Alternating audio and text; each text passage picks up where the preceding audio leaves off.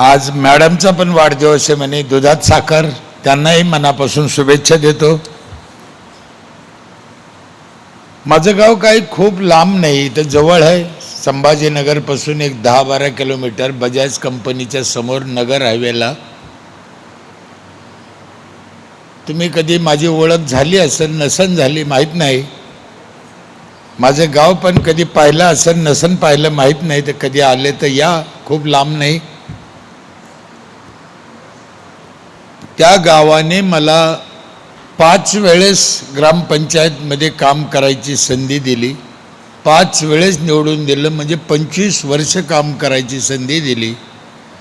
आणि त्या गावात जे काही काम झालं ते शासनाने पाहिलं, लोकांनी पाहिलं. संत गाडगेबाबा अभियानात माझं गाव राज्यात पहिलं आलं. गावाला 2 वेळेस राष्ट्रपती पुरस्कार मिळाला, अनेक पुरस्कार मिळाले, म्हणून आम्ही लोकांना माहीत झालो. वास्तविक आमचं मूळ काही नाही आहे. माझं शिक्षण 7वी, ते पण 7 वर्ष शाळेत गेलो म्हणून 7वी. असं काही खानदानी 7वी नाही. मी कोण्या पक्षाचे काम नाही, माझ्या घरात कोणी राजकारणी नाही. त्या गावाच्या कामामुळे, नावामुळे आम्ही माहीत झालो. वास्तविक आमचा काही संबंध नाही. एक गोष्ट अजून क्लिअर करतो, तुम्हाला काही शिकावं इतका मोठा मी नाही. तुमच्या मोठेपणा आहे, तुम्ही ऐकून घेता. पाथरीकर कंपनीचे आमचे फार जुने संबंध आहेत. पाथरीकर म्हणजे आम्ही पैलवान म्हणून ओळखतो. हां, आमचा एक भाऊ होता पैलवान, तो गेला. त्यांचे यांचे फार घनिष्ठ संबंध होते, म्हणून आमची ओळख अनेक या कुटुंबाशी आहेत. साहेबांनी आत्ता सांगितलं की आमचे विद्यार्थी, आमचे शिक्षक काहीतरी घेऊन जातील म्हणे. चांगली गोष्ट आहे, तुम्ही घेऊन गेले तर. द्यासारखं माझ्याकडे काय आहे का नाही मला माहीत नाही, पण माझं मी सांगतो. अब्दुल कलाम साहेबांनी आम्हाला एक वाक्य दिलं होतं, तुमचं चांगलं झालं, तुम्ही इतर गावात जा, लोकांचे पाय पडा. आयुष्यभर मी करतो. तुकडोजी महाराजाचं एक वाक्य आहे, कशाला फिरतो व्यर्थ, तुझं गावच नाही का तीर्थ. ते समजून मी काम केलं. म्हणजे तुम्ही खूप काही घेऊन जायची गरज नाही आहे. एखादा बी काही नेलं तर तुम्हाला आयुष्यभर पुरण, अशी माझी 100% खात्री आहे.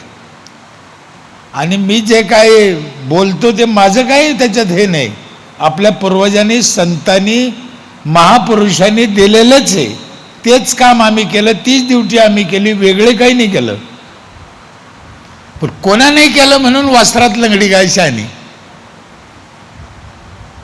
साहेबांनी आशा व्यक्त केली, सगळ्यांनी काम केलं असतं तर महाराष्ट्र आज कुठल्या कुठं असता. खरंच आहे. पण साहेब, तुमच्यासारख्याच्या इच्छा ज्या आहेत त्या नक्की पूर्ण होत्या. आणि आज ना उद्या हा महाराष्ट्र सगळ्याला हे काम करावंच लागणार आहे, त्याच्याशिवाय पर्याय नाही. करावंच लागणार आहे ते. या निमित्तानं मी आधी सांगितलं, एक शब्द तुम्ही ध्यानात ठेवा, मी तुम्हाला शिकायसारखं नाही, पण सर लोकाला, प्राध्यापक लोकाला, गुरुजी लोकाला माझी एक विनंती आहे की चौकटीच्या बाहेर जाऊन विद्यार्थ्याला काहीतरी शिकवायची आज गरज आहे. आणि त्याला चौकटीच्या बाहेर नाही म्हणता येत. म्हणलं तर चौकटीच्या बाहेर नाही, तर ते चौकटीतलंच शिक्षण आहे, ते पोरायला आज द्यायची गरज आहे. आपण तरुण पिढी बिघडत चालली म्हणतो. माझा ठाम दावा आहे, तरुण पिढी नाही बिघडली नाही, ती नाईलाजाने बिघडते, किंवा आम्ही तिला बिघडायला भाग पाडतो. हा दोष आमच्यातला आहे. आणि इतकं टोकाला चाललं ते बिघडणं की त्याचा अंदाज नाही, उद्या काय होईल कोणालाच माहीत नाही. म्हणून ज्येष्ठांची जिम्मेदारी आहे, शिक्षकाची जिम्मेदारी आहे, आपली जिम्मेदारी आहे या मुलांना काय द्यायचं.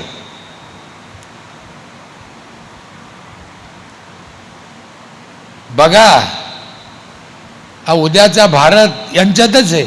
आपण यांना काही चांगलं दिलं तर खूप चांगलं होईल, नाही दिलं तर दिवस वाईट आहे आणि ते लांब नाही. आपला तो विषय नाही, पण तुम्ही पाहिलं दिल्लीत काय झालं आणि कशामुळे झालं. हा यांचा दोषच मी मानत नाही, आपला दोष आहे. म्हणून तरुण पिढीवर दोष ढकलून आपण मोकळं न होता यांना चांगला मार्ग, चांगलं शिक्षण, चांगलं वळण द्यायची जिम्मेदारी आपली आहे. नाही तर आपलं काही खरं नाही. आपल्याला वृद्धाश्रम शिवाय दुसरा पर्याय नाही. 4000 लोकसंख्येचं माझं गाव आहे, 800 कुटुंब आहे. त्या गावात आम्ही काही गोष्टी केल्या. सर बोलले तसं फार अवघड काम आहे सरपंचाचं, फारच अवघड आहे. आणि आपलेच लोक राहते तिथं आणि तेच आपल्याला करून देत नाही. त्यांच्यासाठीच करायचं असतं तरी ते करून देत नाही. ते फक्त का करून देत नाही, तू करतो हे आम्हाला सहन होत नाही. मग तू करतो कोणासाठी याच्याशी घेणं नाही त्यांना. तुझ्या हाताने झालेलं आम्हाला चालत नाही हे त्यांचं ठरलेलं वाक्य असतं. आणि मग करायचं कोण? त्यांना करायचं नाही, आपण करतो ते करून द्यायचं नाही. ही खेड्यातली वृत्ती. 100 वर्ष जगणारा माणूस आज 50 ते 60 वर्षावर आला, किती वाईट आहे.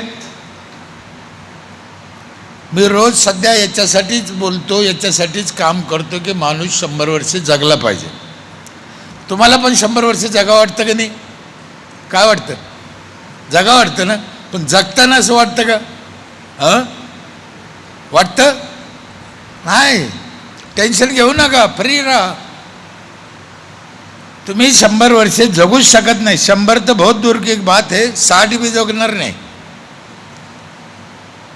त्याचं कारण आपणच बिघडलं आहे. खाणं पिणं बिघडलं, वातावरण बिघडलं, विचार बिघडले, पर्यावरण बिघडलं. याच्यासाठी काय करायला पाहिजे? कोणी तर दोषी असेल, कोणी तर सुधारायला पाहिजे, कोणी तर सांगायला पाहिजे. आज रशिया जपानमध्ये 100 वर्षाचा माणूस काम करतो, काम जगतो नाही. आणि हे मी माझ्या डोळ्याने पाहिलं. मी आत्तापर्यंत 24 देशात गेलो. माझं जरी शिक्षण नाही पण मला फिरायची लय हौस. भारतात 3-4 राऊंड झाले माझे, सगळ्या राजधान्यात जायचं, पाहायचं, अभ्यास करायचं, शिकायचं. शेतकरी कुटुंबात वारकरी संप्रदायात जन्माला आलो. काही नाही माझ्याकडे. हे महाराष्ट्रानं एवढं डोक्यावर घेतलं, मलाच कळत नाही काहून घेतलं. माझ्याकडे 1 गुंठा जमीन नाही, गाय नाही, बकरी नाही, गाडी नाही, घोडं नाही, घर, बायकून मी, संपलं. काहीच नाही याच्यापेक्षा. पोरगं बी नाही. प्रॉपर्टी हा विषयच नाही माझ्या. का बोलवतो महाराष्ट्र? का मोठमोठाले अधिकारी माझं ऐकते, कलेक्टर ऐकतो, IAS अधिकारी ऐकतो, प्राध्यापक ऐकतो? का बरं? मलाच लाज वाटते कधी कधी. प्राध्यापकापुढे आपण बोलायच्या लायकीचं आहे का भास्कर? नाही. मग का ऐकतो? मी माझं काम इमानीद्वारे केलं, त्याचं हे फळ आहे असं मी समजतो. संपलं. त्याच्यापेक्षा काय? तुम्हाला माहीत आहे का नाही माहिती? ऐकलं का नाही ऐकलं माहीत नाही. 1.5 महिना झाला, 2 महिने, तेव्हा मोदी साहेब 2 मिनिटं आमच्यावर बोलले. एवढं मोठे माणूस एवढ्या व्यापातून आमच्या गावावर आमच्यावर बोलावं, इतकं मोठं आपण आहे का? आपण एवढे मोठे नाही. पण एक त्याचा अर्थ असा होतो की ही प्रत्येक गावाला, राज्याला, देशाला ह्या गोष्टीची गरज आहे, म्हणून ते मोठं आहे. मग गरज आहे तर करा. आम्ही कुठं अडवलं? आम्हाला लई लोक विचारते, तुम्ही एवढं फिरता ते आणखीन गावं चांगले झाले का? होते नाही होते, आज ना उद्या होते.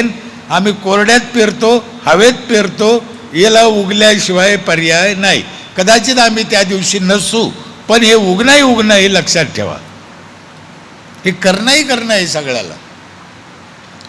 100 वर्ष जगायसाठी एक 5-6 कामं सांगतो तुम्हाला, करून पहा. तुमच्या गावात, तुमच्या जवळ कामं सोपे आहे, अवघड नाही, पैसा लागत नाही. काय करायचं? चांगलं पाणी प्यायचं, स्वच्छ, झाडं लावायचे भरपूर, फळाचे लावा, मुलांचे शिक्षण संस्कार द्या, भेसळ खायची नाही.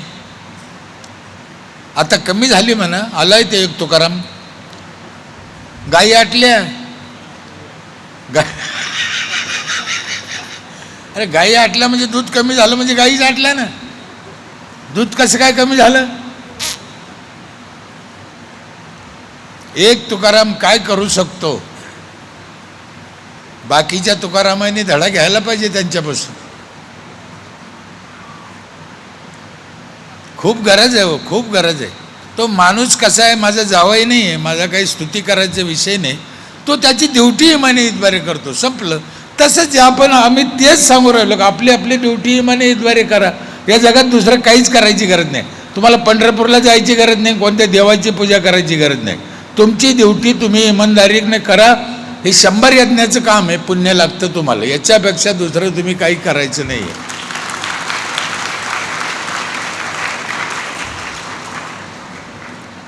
आणि आम्ही आमचीच ड्युटी इमानदारी करीत नाही, लोकाला ज्ञान शिकितो. कशाला? सगळेच चुकले आज, एक नाही चुकलं. मला कोणाला नाव ठेवायचं नाही, पण दिसतंय जगात राज्यकर्ते चुकले, सामाजिक कार्यकर्ते चुकले, धार्मिक बुवा बाबा चुकले. मग पोरं चुकते नाही तर राहते का? यांचा काय दोष आहे? कधी कधी काय झालं, अर्धवट शिक्षण दिलं पोरायला. सांगणाऱ्याला असं वाटलं याला समजून जाईल, नाही समजलं. कधी एखाद दिवशी योग्य सांगणाऱ्यांना सांगितलं, पण त्या दिवशी आम्ही गैरहजर राहिलो, असं बी होतं. तुम्हाला एक उदाहरण सांगतो. महादेवाला शिवरात्रीच्या दिवशी कोणतं झाड आवडतं? बेलाचं. हे तुम्हाला कोणातरी सांगितलं, त्याने अर्धवट सांगितलं. महादेवाला बेल आवडतो हे जर खरं आहे, मग लावायला पाहिजे का वरबडायला पाहिजे? आपण काय केलं? वरबडलं. लावणारा माणूसच सापडणार नाही तुम्हाला शिवरात्रीच्या दिवशी बेल. वरबडणारे सगळे. अर्धवट शिकवलं. आता नसता बॉम्बाला तर बरं झालं असतं, निदान वरबडलं तरी नसतं. म्हणून आपण काय सांगतो, काय शिकतो याची काळजी घेतली पाहिजे. खूप गोष्टी अशा, खूप कितीतरी. स्वच्छतेच्या बाबतीत आपण फार मागे आहे, भयानक मागे आहे. जग लईच पुढे गेलं स्वच्छतेच्या बाबतीत, भयानक पुढे आहे. मला कधी आपण त्यांच्या इतकी काळजी घेऊ मला कळत नाही. अजून एक काम आहे, म्हाताऱ्या लोकाला जीव लावा. ज्येष्ठ आपल्या गावातले, वर्गातले, देशातले असतील ना म्हातारे, कोणाचा म्हातारा असू, त्याला जीव लावा, गोड बोला, त्याला काय असेल नसेल द्या, त्याचा आदर करा. आपल्याला म्हातारा दिसलं का आपण बाजून होतो, ते काय अतिरेकी आहे का? अजून एक काम आहे, सर लोक, विद्यार्थी लोक, ते काम जरा अवघड आहे, पण 100 वर्ष जगायचं असेल तर ते करावंच लागत. त्याला पैसे लागत नाही, त्याला मेहनत लागत नाही. काय म्हणलं मी? त्याला पैसे लागत नाही, मेहनत लागत नाही, पण त्याच्याशिवाय तुम्ही 100 वर्ष जगू शकत नाही. मग करता का? गज बसल्या ते मी सांगायचो नाही. करता का? मेहनत लागत नाही, पैसा लागत नाही, मग करायला काय हरकत आहे? आणि ते केलं तर तुम्ही 100 वर्ष जगन. सांगू ना, 100 वर्ष तुम्हाला जगायचं असेल तर 7वं काम असं आहे, दुसऱ्यावर जळायचं नाही.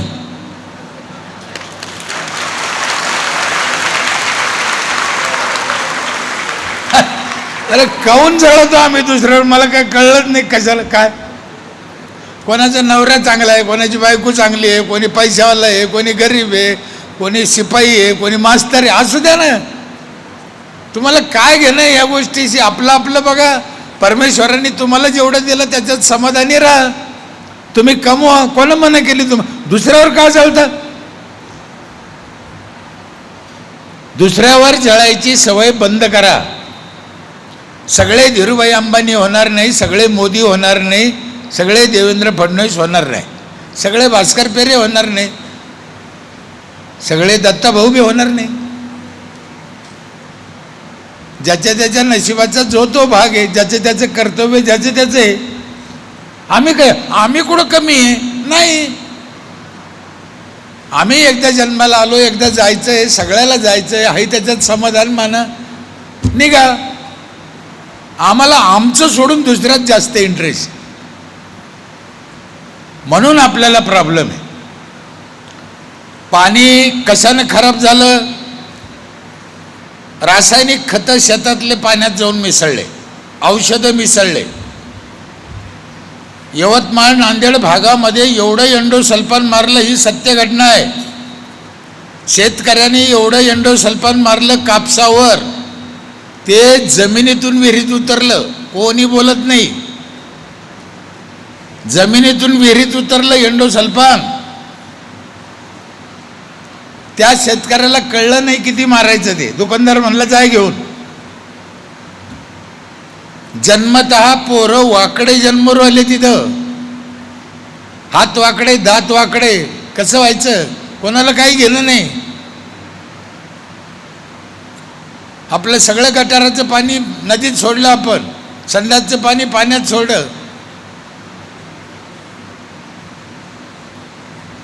तुम्ही आम्ही पाणी खराब केलं ना, आता आणीच बसलोय. 10 रुपयाला एवढी एवढी बाटली. चुका कोणा केल्या? आपण. मेलेल्या माणसाची राख पाण्यात टाकली, ते प्यायला चालते का? ती प्यायला चालत नाही, मग पाण्यात कसे टाकते? माझी आई वारली 7 वर्ष झाले, मी नाही टाकलं. सगळ्या बहीण भावाला सांगितलं, गावाला बिलकुल नाही. 5 खड्डे केले, 5 खड्ड्यात थोडी थोडी टाकली, त्याच्यात 5 झाडं लावले. आईची आठवण राहिली, 5 झाडं शिलकले, पर्यावरणाचं काम झालं. नेऊन टाकायचे 500 वाटले. मी ऐकतच नाही कोणाचं. जी चांगली गोष्ट आहे ती करायची. कोणी हिटलर म्हणा, कोणी हुकुमशहा म्हणा. मी गावात घरी कुठं ऐकत नाही. कदाचित न ऐकल्यानं माझं नुकसान झालं असेल, पण मी नाही ऐकत. जे चांगलं आहे ते करूनच टाकायचं. पाण्यात कशी टाकतात ती राख? चिमूटभर राख घेतली आणि एखाद्या मावशीला प्यायला दिली, गिलासभर पाण्यात. पी बाई, तो आहे नवऱ्याचं आहे, पेन का? पेन नाही प्यायचं. मग दुसऱ्याच्या पाण्यात पोतभर कशी काय टाकते हरामखोर? साधी गोष्ट आहे. पाणी खराब झालं आणि सगळ्या महाराष्ट्राचं झालं, एकाचं नाही. जी चंद्रभागेचं पाणी आम्ही तळातावर घेऊन तीर्थ म्हणून पित होतो, त्या चंद्रभागेत आम्हाला पायबुडा वाटत नाही. आता इंद्रायणीमध्ये पायबुडा वाटत नाही. हे पाप आपलं आहे. कायच्या धर्मन कायचे पंथ शिकू राहिले. हे कोण साफ करीन? हे घाण कोणा केलं?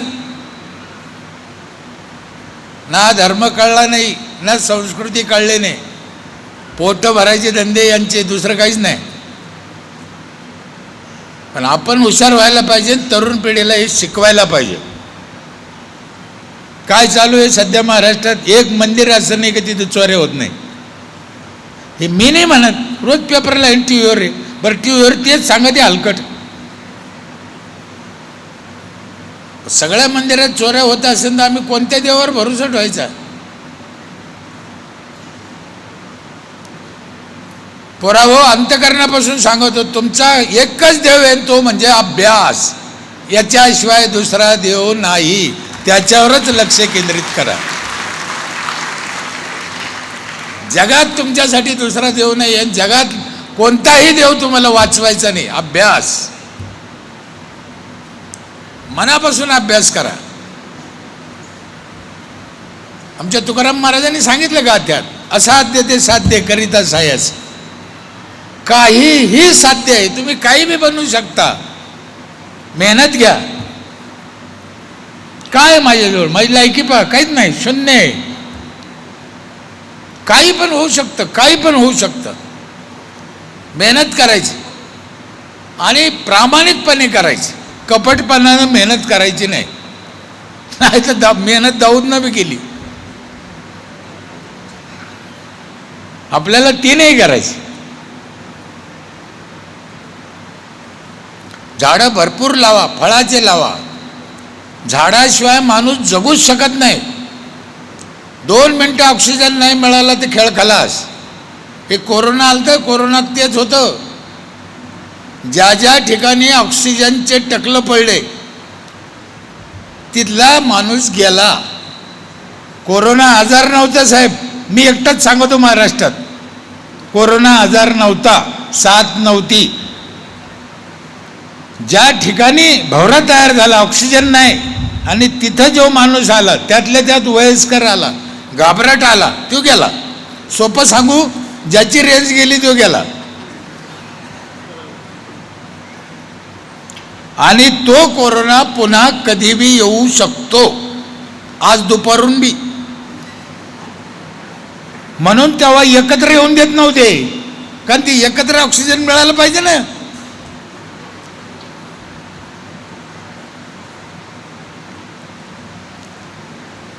ते पूर्वी एकदा सत्यवानला कोरोना झाला होता. सत्यवान सावित्री माहिती आहे, ती बाईला हुशार, तिने ओढीत ओढीत ओढीत त्याला वडाखाली आणलं, त्याला ऑक्सिजन मिळाला, ते जगलं ना. सावित्रीने सत्यवानला वडाखाली का आणलं कळलं का? आमच्या पागल हायत्याच वडाला गुंडाळद्वारे गुंडाळद्वारे.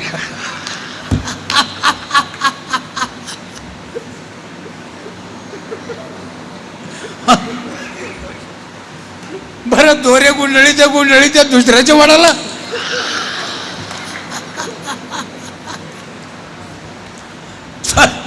तुमचा वडला हा त्याला द्वारा गुंडाळा, ठीक आहे. मी आमच्या गावातल्या बायाला शिकवलं होते, दुसऱ्याच्या वडाला दोरे गुंडाळायचे नाही, आपला वड आपण लावा. लावले महिलांनी. तुम्हालाही माझी विनंती आहे महिलाला, आपला वड आपला. झाडाशिवाय पाऊस पडत नाही. कोकणात 3000 पडतो, आमच्याकडे 300 पडतो. का बरं? केरळला 3000 पडतो. का बरं? तिकडे जास्त पडला नुकसान झालं, इकडे कमी पडला नुकसान झालं. हे समप्रमाण कधी होईल? झाडं असले तर होईल. झाडाशिवाय पाऊस पडूच शकत नाही. देवाला पाणी घातल्यानं पाऊस पडतो हे 100% खोटे आहे. 101% मी उपजतवार करायची अवलाद आहे, काही भंकसवानी सांगायचं नाही. मग का म्हणले महाराज वृक्षवल्ली आम्हा सोयरे वनचरी? झाडाला सोयरे काऊन म्हणले? झाडाशिवाय पाऊस नाही. देवाला पाणी घातल्यानं जर पाऊस पडला असता तर पाकिस्तानला कधीच पडला नसता. तिथे देवाला पाणी घालते का? देवाला पाणी घालणं ही तुमची श्रद्धा वेगळा भाग आहे. देवाची पूजा करणं हा भाग तुमचा वेगळा आहे. तुम्ही बिंदास करा, मला त्याचा राग नाही. पण त्याने असं होईल हे खोटं आहे. विज्ञान कशाला लावलं मग? ज्ञान आपल्याला कळत नाही म्हणून विज्ञानाचा सहारा घ्यायचा. ज्ञान हे विज्ञानाचं बाप आहे, ही गोष्ट खरी आहे, पण आपल्याला कळतं का? नाही कळत, म्हणून विज्ञान. विज्ञानाचा सहारा घ्या. विज्ञान काय सांगतं बघा. झाडे लावा. किती ऑक्सिजन लागतो माणसाला? 28 किलो एका माणसाला. एक झाड देतं 7 किलो. बघा, एक झाड 7 किलो देत आहे सरासरी, माणसाला लागतो 28 किलो. म्हणजे एका माणसाला जगायला 4 झाडं. 2000 लोकसंख्येचं गाव असन तर 8000 झाडं गावात पाहिजे, शेतातले नाही. शेतातले झाडं शेतातल्या जीवासाठी आहे.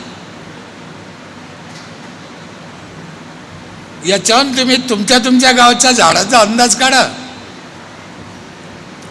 म्हणून झाडं लावा, गावात स्वच्छता ठेवा, मुलांना शिकवा. स्वच्छतेच्या बाबतीत मी खरं सांगतो, आपण लईच माग आहे. तुम्ही बघा, आम्हाला शास्त्रानं सांगितलं ओल्या हाताने जेवा. हे बघा नीट आहे का? मी ज्ञानाला विज्ञानाचा बाप का म्हणलो? ज्ञानाने सांगितलं ओल्या हाताने जेवा. आम्ही काय म्हणतो त्याला अंधश्रद्धा आहे. संतांनी सांगितलं, ऋषीमुनींनी सांगितलं, परमार्थात सांगितलं, आम्ही त्याला अंधश्रद्धा म्हणतो. ते खोटं आहे, तसं नाही आहे ते. आम्हाला कळत नाही ते.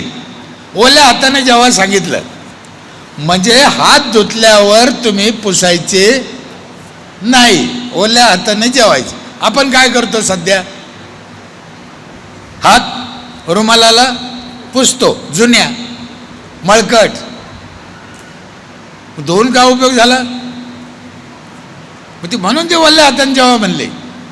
महिला मंडळचं तर लईच अवघड आहे, हात कुठं पुशी द्या सांगू?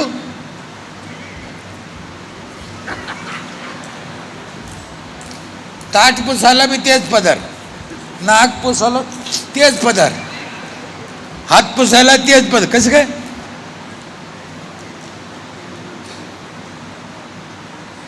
तुम्ही सगळे शिकलेले. आमच्या ह्या शाळेतल्या गुरुजीनं, आमची एक शाळा आहे ग्राम स्वच्छतेची, आमच्यातल्या एका गुरुजीनं मला एक गोष्ट आम्हाला एक शिकवलं होतं की कोणत्याच हातात अंगठी घालायची नाही, आणि लईच हाऊस असेल तर डाव्या हातात घालायची नाही. काय डोक्यात आलं का नाही? डाव्या हातातल्या अंगठीत लई घाण गुतती.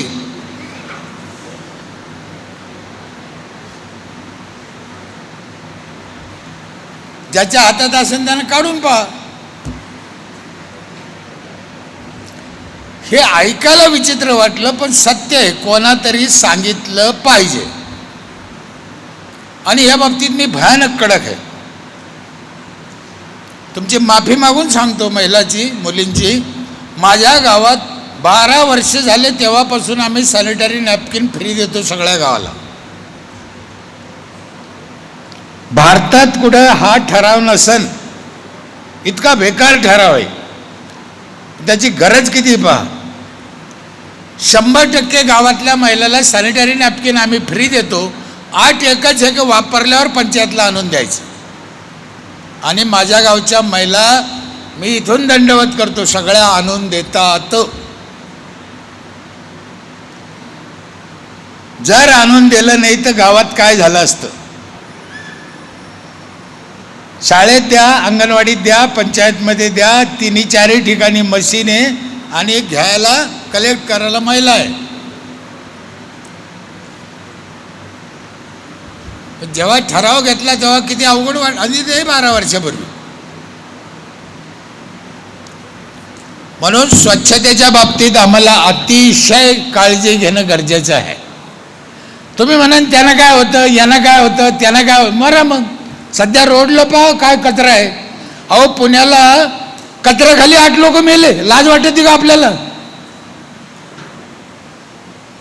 मेरा भारत महान आहे, महासत्ता आहे, फलन आहे. कचऱ्याखाली माणसं मरत असते का?